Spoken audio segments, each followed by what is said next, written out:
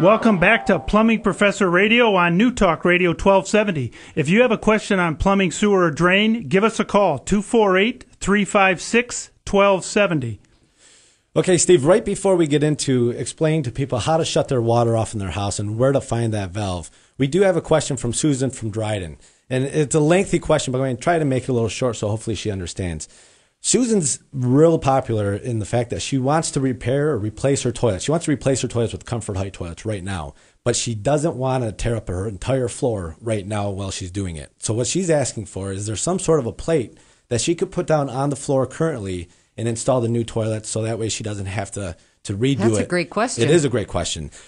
There isn't really a plate that goes underneath the toilet. I would say that with the new style toilets, they are going to cover the majority of the original floor, the outline of it. And when we put floors down, the floors always go underneath the toilet. So you're going to be able to put that new toilet on and not even notice you changed it. And then when you're ready for the new floor, the flooring contractor will go ahead and pull that toilet out, put the floor down, and then set the toilet back on. So that you can absolutely do this, and you don't have to worry about damaging the current floor now. And there won't be any scars or anything on the floor from it? No, as long as you get a good company to come in, they'll clean the floor real good. They'll actually take, a cleaner and clean underneath the toilet. It probably hasn't been removed in how many years. Mm-hmm. So we'll clean it real good. We'll put a new bead of caulk around there. And then when the flooring contractor comes in or anybody, it's real simple. When she's ready. When she's ready. It's real simple to remove that toilet, put the floor down, and put the toilet back on. And folks, if you've never used a Comfort Height toilet, and I've never thought in my life I'd be talking about Comfort Height toilets, but if you never have, it's remarkable the difference it makes. And I think they've become popular the last few years because the population's getting older, but it really is better for your body, easier for your body. And it's something that if you ever get to a home center or to like a showroom for Ferguson or Kohler, anywhere that you can sit on one and experience it. It is something special. Now, when you're replacing that toilet, let's say something does go wrong and water's pouring all over the place and you need to know what to do. Well, we're going to tell you what to do right now. You're going to look for that water meter. Typically, it's located in the front of every home or front of a building, and you can look outside and find fire hydrants. Wherever the fire hydrants are, that's going to be a good sign that the water main for the city that comes into your home is located in that area. So you can walk down into your basement, or if you're on a crawl space or a slab, probably in a mechanic room somewhere located in the front of the house or in the center of the house. You're going to see a water meter there. And there's going to be a little red dial that spins and spins and spins. When you turn the water on and turn it off, it's going to stop. Yeah, you don't want to look at that dial. Yeah, you don't want to look. It spins fast. Yeah. But there is a valve before that meter, and there is a valve after that meter. Now, there might be, there's pretty much two types of valves. You have a gate valve, which is a little wheel that you turn righty-tighty, lefty-loosey. And then you have a ball valve, which I recommend everyone put on their house. It's a ball valve. It's a quarter turn. It's a lever. So if you have arthritis or a younger person that might not be strong, it's real easy to turn it all off. This talk about valves. Don't you mean it's just like an outdoor faucet? Yes. Isn't that what it looks like? That's exactly what it looks like. Okay, why don't you say outdoor faucet? Outdoor faucet. Yeah, probably a lot of people can relate to that, and you're right, Wendy. Now, the trick is you're going to want to exercise these valves, because if you have an emergency and you go to shut that off, more than likely it's going to be pretty hard. Okay, does exercise mean turn on and turn off? It means run around the house 5 times. No, exercise means, the fall and spring. We try to tell everybody, do preventative stuff in fall and spring, because that's when you're shutting off your water to your outside. That's when you're doing your spring cleaning. You're going around. You should check your sump pumps. There's a number of things. Most people have checklists. Well, put this on your checklist.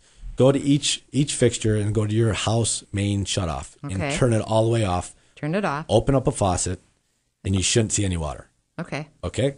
Now, if that's the case, it's working perfect, and you know what to do at that time. Now, guys, we have to emphasize something here. The whole house shutoff is unbelievably important to your home. If you had a fire in your house, you'd send your kids or you'd go grab a fire extinguisher. If there's a water problem in your home, the first place you should go is to that whole house shutoff, which is what it's called. We've kind of missed telling you that. But the whole house shutoff will shut all the water in your home off immediately, assuming that valve that Matt's talking about works. And it's critical to know that, because you might be watching television one day and suddenly water's coming down through the ceiling. And maybe it's from a backed up toilet, maybe it's from a broken pipe. If you go right down in the basement, shut that valve off, you immediately stop any more water damage while you go investigate. Again, 80% of damages. 1 in 3 homes are going to experience water damage sometime throughout the life of that home. So the three of us, one of us is going to have water damage? One of us is going to have water damage. Better not be and you. It's going to be, master plumber. there's multiple things with water. I mean, you can have mold problems after you have a water leak. You could have flooded basements. You can have, personal belongings, carpet, wood. You mentioned your friend Sophie's wood floor being damaged. Right. Once water gets into a certain area, you need to know what to do. And the whole floor had to be ripped up. Oh, absolutely. And the thing is, shut the water off first. The minimum amount of water that gets on that area is easier to clean up and less money to do that. Okay, now I've got it. I know where mine is. I know that it's the thing that looks like the outdoor faucet, but you said there's one before and one after?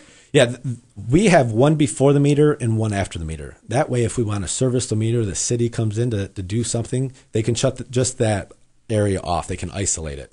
So you always want to go to the one after the meter first. If that doesn't work, then you always have one to fall back on. And folks, if there's one thing I could tell you, and I mean this sincerely, get home today, go downstairs, find it wherever that is, and shut off the valve. Make sure that it works, because it's just like a fire extinguisher, as I mentioned a minute ago. If it doesn't work when you need it, you're going to be running around while water's coming out of your ceiling.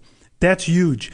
And one other thing I want to mention, we saw that State Farm published a report that over $150 million a year they pay out in claims for hoses for washing machines that burst.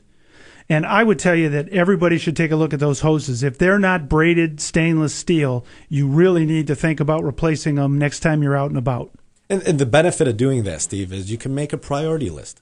Go through your house, do it yourselves, make a list and say, we do have old washing machine hoses. Well, rather than just waiting for it to break, put it on your list and say maybe by November we'll be able to replace them, or December, or the next time you're going to do that stuff. Ladies, tell Santa Claus to do it for you.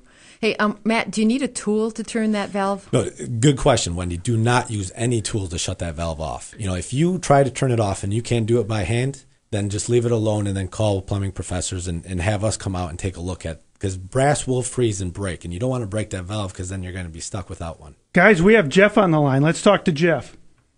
Good morning. Good morning, Jeff. How you doing? Pretty good. I have my house was built in 1953, and I got original plumbing. Okay, what city are you in? I'm in the city of Wayne. Okay. And I have pressure in my shower, but it like dribbles out. I think I need new plumbing. Okay. Now, would you recommend going copper? Is that what, if you would replace that?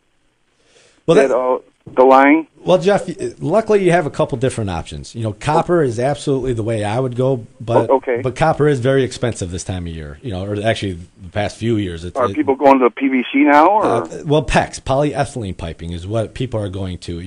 I wouldn't recommend CPVC. You have glue fittings. I would recommend a PEX. Okay. But get options. Get a price for copper and get a price for PEX, and you're going to see a price difference. There's no doubt about it. Do you guys do that? Absolutely, we do that. Come out and give me an estimate on that? Yep.